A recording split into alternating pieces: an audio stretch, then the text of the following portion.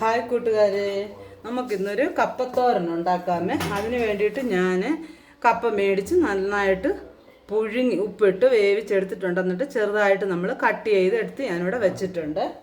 അത് കഴിഞ്ഞിട്ട് നമുക്കൊരു പാൻ അടുപ്പിൽ വെച്ച് എണ്ണ ഒഴിച്ച് എണ്ണ നന്നായിട്ട് ചൂടായിട്ടുണ്ട്. ചൂടായ എണ്ണയിലേക്ക് നമുക്ക് കടുക് ചേർത്ത് കൊടുക്കാം. ഇപ്പോൾ കപ്പയൊക്കെ എല്ലാ വീടുകളിലും കാണും, മിക്കവാറും എല്ലാവരും കഴിക്കുന്ന ഒരു സാധനമൊക്കെയാണ്. അപ്പം നമ്മൾ ഇങ്ങനെ ഒന്ന് വെച്ച് നോക്കിയാൽ നല്ല അടിപൊളി ടേസ്റ്റും ഒക്കെയാണ്. ഇപ്പം നമ്മൾ തോരൻ വെക്കുന്ന പോലെ തന്നെ.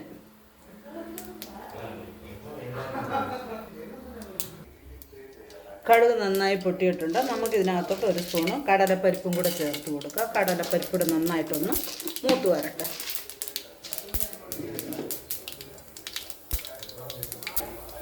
കടലപ്പരിപ്പ് നന്നായി മൂത്തിട്ടുണ്ട്. ഇതിനകത്തോട്ട് നമുക്ക് എരിവിനാവശ്യമായ ഉണക്കമുളക് അതും കൂടെ ചേർത്ത് കൊടുക്കാം. ഉണക്കമുളക് വേണമെങ്കിൽ ഉണക്കമുളക് ചേർക്കാം, അല്ലെങ്കിൽ പച്ചമുളക് വേണമെങ്കിൽ പച്ചമുളക് ചേർക്കാം. ഇപ്പം ഞാനിവിടെ വറ്റൽമുളകാണ് ചേർത്തിരിക്കുന്നത്. ഇതിനകത്തോട്ട് നമുക്ക് ഒരു സ്പൂൺ ജീരകം കൂടെ ചേർത്ത് കൊടുക്കാം. ഒരു സ്പൂണെന്ന് പറഞ്ഞാൽ ചെറിയ സ്പൂണാണ്. അതും കൂടെ ഒന്ന് മൂക്കട്ടെ നന്നായിട്ട്.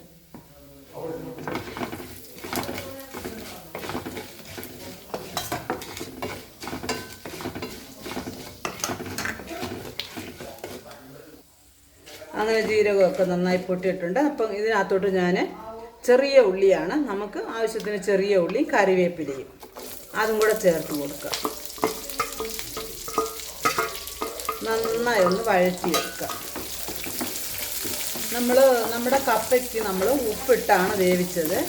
അപ്പോൾ ഇത് ഒരു ശകലം ഉള്ളിക്ക് മാത്രം നമുക്ക് ആവശ്യമായ ഉപ്പ് ചേർത്ത് കൊടുക്കാം.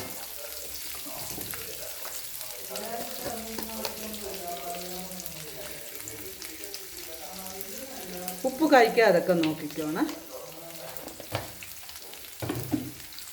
നന്നായി ഒന്ന് വഴറ്റിയെടുക്കുക.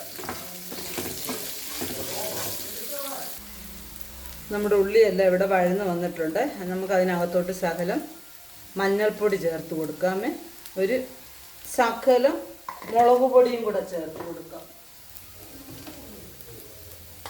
മുളക് പൊടി എന്ന് പറഞ്ഞാൽ നമ്മുടെ വെറും ഇത്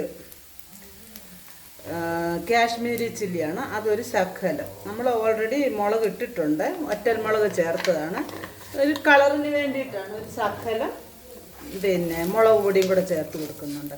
ഇതിൻ്റെ പച്ചമണം എല്ലാം പോകുന്നിടം വരെ നന്നായിട്ടൊന്ന് ഈ മുളകിൻ്റെ പിന്നെ മുളക് പൊടിയുടെയും മഞ്ഞൾപ്പൊടിയുടെയും ഒക്കെ പച്ചമണം പോകുന്നത് വരെ നന്നായിട്ടൊന്ന് ഇളക്കി കൊടുക്കണം. നമ്മളതൊന്ന് ചിക്കിയെടുക്കണം.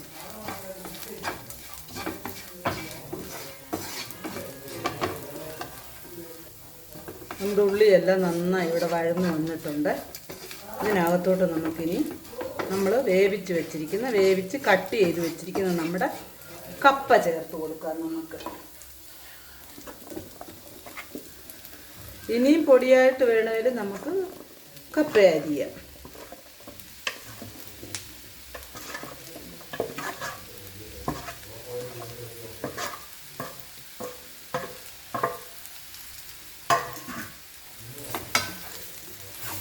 നന്നായിട്ട് നമുക്ക് ഇളക്കി യോജിപ്പിക്കാം.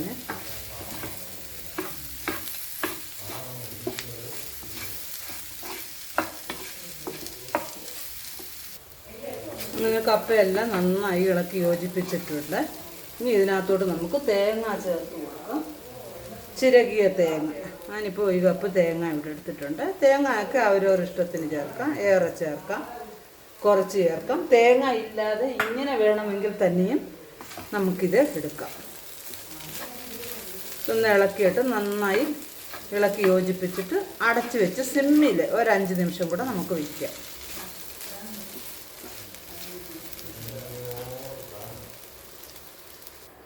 നമുക്ക് തുറന്ന് നോക്കാം നമ്മുടെ കപ്പ.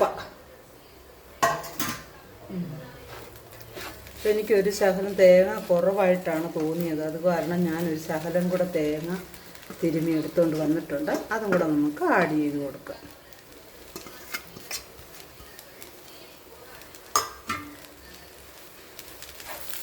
നമ്മുടെ കപ്പത്തോരൻ ഇവിടെ റെഡി ആയിട്ടുണ്ട്. എല്ലാവരും ഒന്ന് ചെയ്ത് നോക്കുക. റെസിപ്പി ഇഷ്ടമായ ലൈക്ക് ചെയ്യുക, ഷെയർ ചെയ്യുക, സബ്സ്ക്രൈബ് ചെയ്യാൻ മറക്കരുത് കൂട്ടുകാരെ. വീണ്ടും ഒരു നല്ല റെസിപ്പിയുമായി വീണ്ടും കാണാം. Bye bye.